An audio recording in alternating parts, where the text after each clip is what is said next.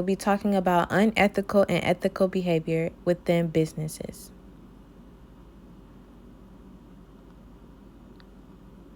What is ethics?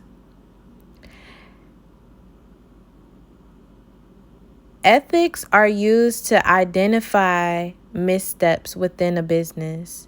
To avoid the negative implications, companies are devoting more resources to business ethics. 55% said that they believe the importance of business ethics will continue to grow in the next 3 years. In addition to establishing formal programs, companies are creating ethical workplaces by hiring the right talent. High integrity and honesty is the second most important skill for business leaders. According to a recent survey, today's business professionals must understand the link between business ethics and business success. Here are 3 examples of unethical behavior. First on the list, selfish interest.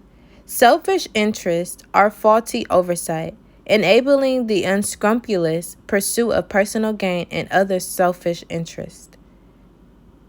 Second on the list is heavy pressures. Heavy pressures on company managers to meet or beat performance targets.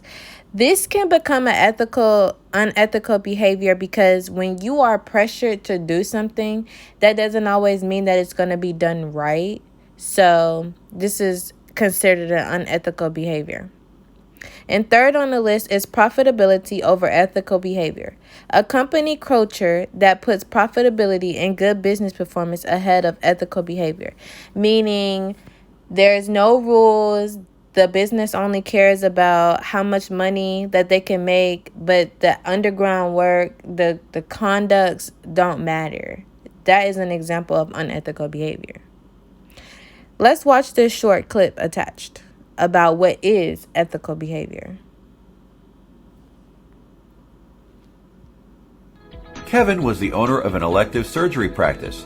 He knew that maintaining an ethical and responsible reputation was crucial in his field and acted on the belief that ethical behavior started at the top and cascaded down. To ensure a high level of organizational integrity, he created a company code of ethics and appointed an office ombudsman to ensure it was being followed.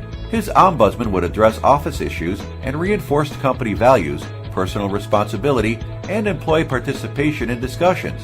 Because of his work in creating an ethical and friendly environment, his employees felt fulfilled and happy in their positions, and customers felt that his practice was trustworthy, with many repeat customers.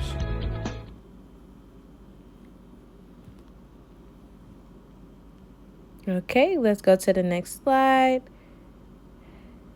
This next slide shows the steps of how businesses react to ethics. First step is administration. Second step is correspondence. Third step is consent. Fourth step is quality. Step 5 is response. And step 6, the most important of them all, is business ethics. This next graph shows the importance of each category. Of course, the worker, the employee, is in the center because they're the ones that make the business's perception to the society. Next after worker is your employer. Next on the list are other professionals. On top of other professionals is a working environment that has an impact on human settlement. After that is insurance and prevention and social system. Next on the list are the workers' families, and the last of them all is the society. This next graph shows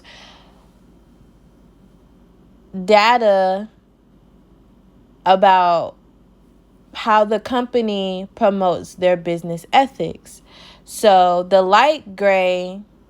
top gray means I do not know whether my company takes any action to promote business ethics. The second line means company does not take any action to promote business ethics. And the third line is company takes action to promote business ethics. So for example, let's look at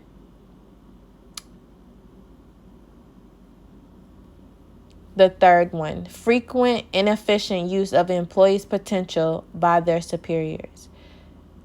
Majority of the people in that list think that the company does not take any action to promote business ethics. And for example, let's look at the first one, efficient use of time by employees. Again, the second mark on that is the company does not take any action to promote business ethics. Some of these numbers are really low with different things, like sexual harassment has a great number. They are below 10%, meaning that the company does take action to promote business ethics. But on the other hand, the using of illegal software, the second mark is too big because that means that the company does not take any action at all. Okay, let's go to the next slide. Employees versus the employer. Adversity comes with understanding different people's personalities, which help employers facilitate a positive work environment. Most companies have a conduct that the employees must follow. These morals help the company succeed. For example, create leadership, loyalty, reduce violence, restrain from negative perceptions, which means basically do not talk bad about the company, respect for the company, and a positive workplace. Possess integrity and not commit corruption or bribery. Protect the copyrights and trademarks. Maintain a positive relationship with the customers. Refrain from whistleblowing. And most importantly, present ethical leadership. Now, let's talk about the last bullet, refrain from whistleblowing. This basically means if you see somebody doing something wrong, the ethical thing to do will be to speak up about it. Don't allow anyone to do bad things within a business because that encourages other people to do bad things as well. Next slide.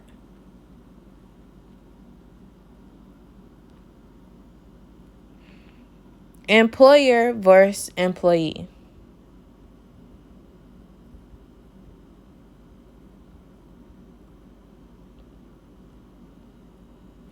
Employers are supposed to create a working environment that respects employee privacy. Employers are supposed to respect human rights. Employers also create a workplace free of discrimination and harassment, such as Title IX. Employers also promote career development. And employers respect stakeholders. Next slide.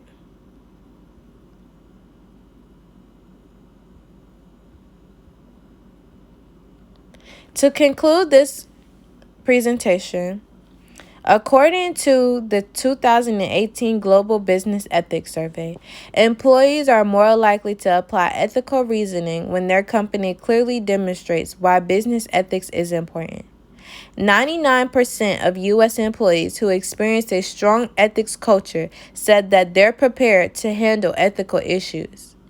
Companies that advocate for business ethics motivate their employees to perform their roles with integrity. In conclusion, this means that when a company has strong leadership and good ethics, customer relationships, business promotion, all come together and are positive things. But once these things are not done the correct way or things are not followed by conduct, those become unethical. And this is when you start losing customer engagement and have negative perceptions about your business.